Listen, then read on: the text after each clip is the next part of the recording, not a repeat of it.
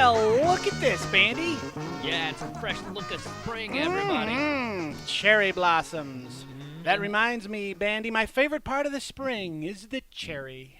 Oh, yeah, it's the pinky goodness bringing it out, man. Delicious in all its varieties, including my favorite, the Rainier. You know that's named after an admiral friend of George Vancouver? Really? It's a true story. Just like there's a big hill around here. Mount Si? Yep. That's Excellent. the one. Admiral Cy, his name was. Si Rainier.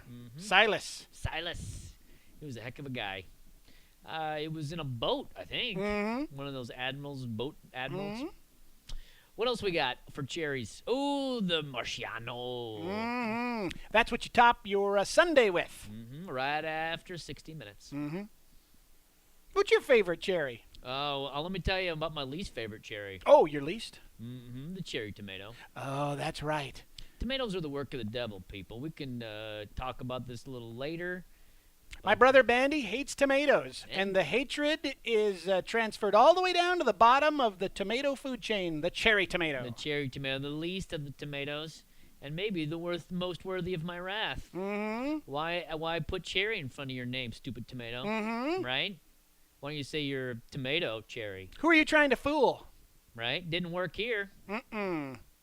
Disgusting. I like the way you're easy to pick out. Right? Because you open a tomato up, there's a bunch of tomato guts. Yep. Right? You keep it solid. The juice. I just throw it at the waiter. I said no tomatoes! Teaches them a lesson. They will remember. Let's hope. Delicious justice. Vengeance. Vengeance is mine, waiter dude. Yeah. You know who also likes cherries? Is it my friend Deathy? Yes, it is. I'll go get him. I hope he tells an epic poem about cherries. That's all I can hope for. Oh, yo schmoggle, Bandy. Yo schmoggle. You know it. As promised last week, I'm shifting my format from the usual beat poems that I lay on you every week to something a little more substantial. I'm thinking of the kids. This week, and for many weeks to come, I will be presenting epic poems. Poems from the past, laid out for us to enjoy forever. But I'll be reading them in their entirety. So tonight, we start with the Odyssey. Tell me, O muse, of that ingenious hero who traveled far and wide after he had sacked the famous town of Troy. Many cities did he visit, and many were the nations with whose manners and customs he was acquainted. Moreover, he suffered much by sea while trying to save his own life and bring his men safely home. But to do that, he did a bunch of stuff, and his dog died, and then he killed some guys, and I guess it was a happy ending. Thank you. See you in Hades! Wow. Epic. I think he abbreviated there at the end. What? I think he got bored. Huh. That's my guess. Maybe he was reading the notes. Maybe. Remember Cliff Notes? Yeah, Cliff's notes. Ah, yes. Well, whatever that was, I'm glad he wrapped up early because that's a long poem. These are tomatoes from the past. Bin tomatoes. Look at that. Has been. Has been. Right? Terrible. The yellow ones are cowards. You're cowards. Those are the coward cherry tomatoes. Well, folks, we're always looking for new revenue streams here on the show. If you have some, or just cash, send it in. But until then, let me stop interrupting my brother. No. Just let him go. I was just going to say, remember that invention we came up with? Oh, totally. That new product idea of ours? Oh, the new business venture? We call this segment New Business Ventures. And I was talking to my brother Bandy. I was listening. And I was talking about how kids love nothing more than 5,000-year-old mummies, right? Yeah, that's what you said, and I was like, well, duh. And their second most favorite thing, popsicles. Sure, clearly in that order. What if we could combine the two? Well, with this year's technology, certainly. With refrigeration technology going the way it is, we feel we will soon be able to offer what we have titled Ootsie Pops. That's right. They come in 3 salty flavors: chicken stock, beef bouillon, and pork broth. Ootsie Pops, the delicious fast freeze ice bars. What you do is you buy the Ootsie Pops at the store, you take them home and put them in your freezer, and then when the kids are hungry for a snack, you just pull them out and away they go. Look at this little girl enjoying her Ootsie Pop. I think right after this photo, she said, and I quote, "Yum." I believe you are right. Yep. And kids are forever having trouble getting their parents to feed them enough salt. So I think this is an answer for all of those problems. Worth a gold bullion. Huh? So if you're interested in contributing venture capital to this particular adventure, please contact us. At your convenience. Right? Or just send money. That's good too. Right? Trying to monetize this website. Should we head on to a commercial? Well, actually, I thought we would do the news segment. Well, let's do that then. Well, all right. Let's do some weird news. The news of the weird? Yeah. Okay. Springtime edition. Yes.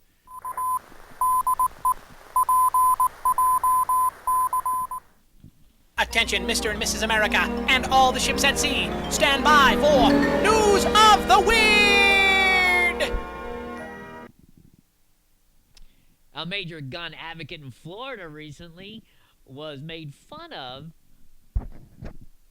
because she left a gun in the back seat and her 4-year-old toddler shot her through the stomach. But remember this, people. When you're dealing with America and you're dealing with freedom, it takes a good toddler with a gun to shoot a bad mother with a gun.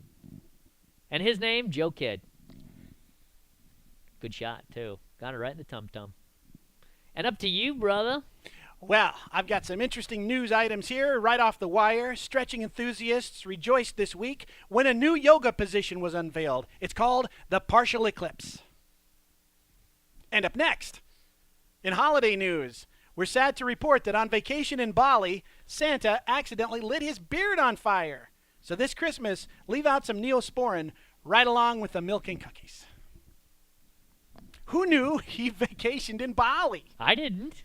And it's not really a news segment, but we're excited to stumble upon these travelogue photographs from some Japanese tourists' first visit to Australia. It's more of a promoted story. It is. Yeah. I think it was on some kind of travel website. Right. They are surprised to discover how things are down under.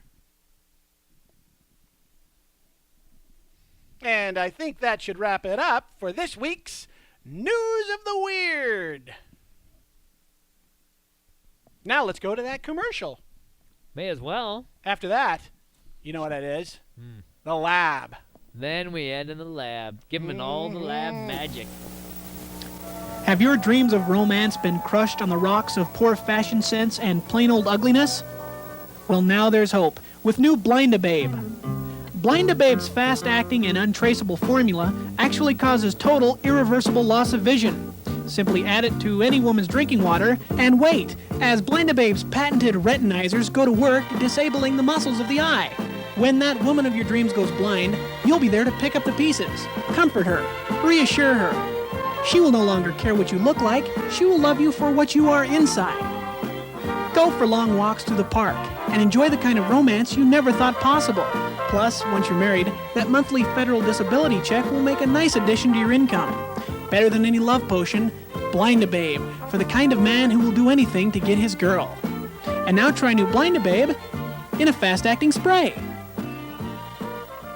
To order Blind-A-Babe, simply write 115 East Rodeo Drive, Hollywood, California, 21005. Or call toll-free 1-800-555-BABE. That's 1-800-555-BABE. Please specify spray or liquid. Call today.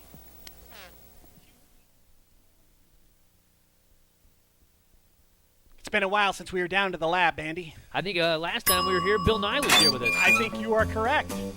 I miss Bill. He owes me $40. You gotta talk to that guy. He's certainly got it now. Well, he's a speed walker, so he's trying to get his hands on it. Right. Oh, there's Angelo. Hey, Angelo. Hello, Steve.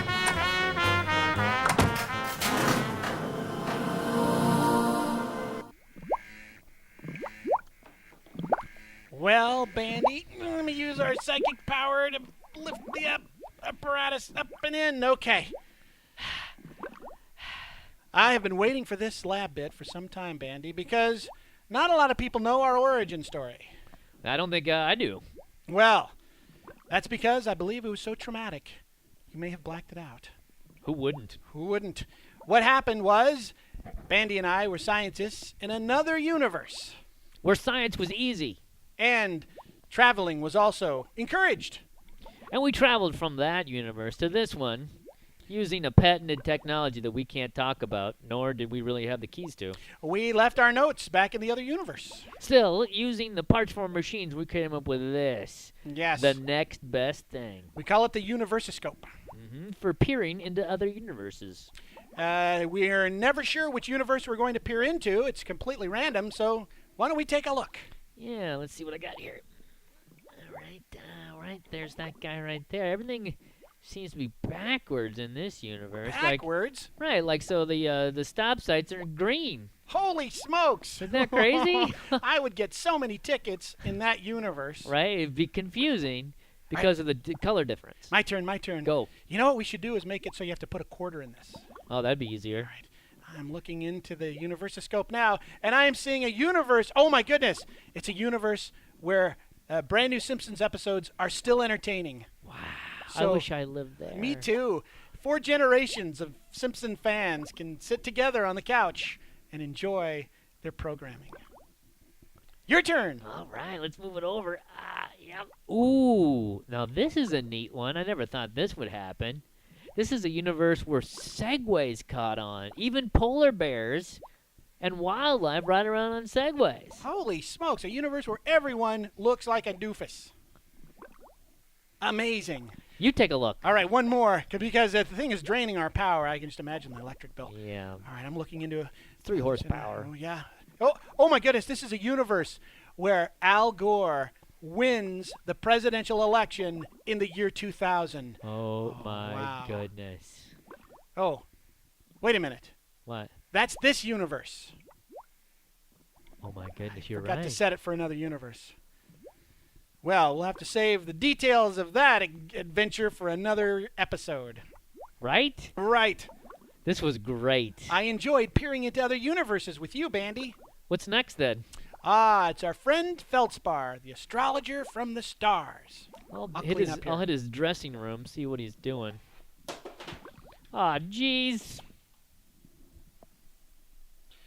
And ladies and gentlemen, I'd like to introduce a friend of mine, Feldspar.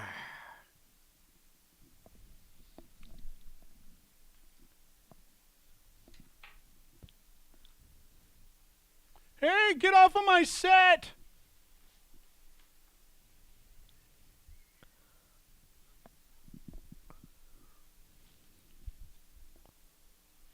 Well, look at this car. So, you want to know what the future is being held for you up in the sky, billions of light years away, right? Well, I guess I could check for you. Oh boy. Oh, look at that car. Right? You see what those stars are saying? It's saying Gemini. I noticed both of your twins aren't getting along too well together. And things are pretty much going to crap for you. Your relationship is going down the tubes. Things are doomed. You're going to spend the next 4 days in the fetal position. That's going to suck. So, after that, cry a little bit more, then shut up!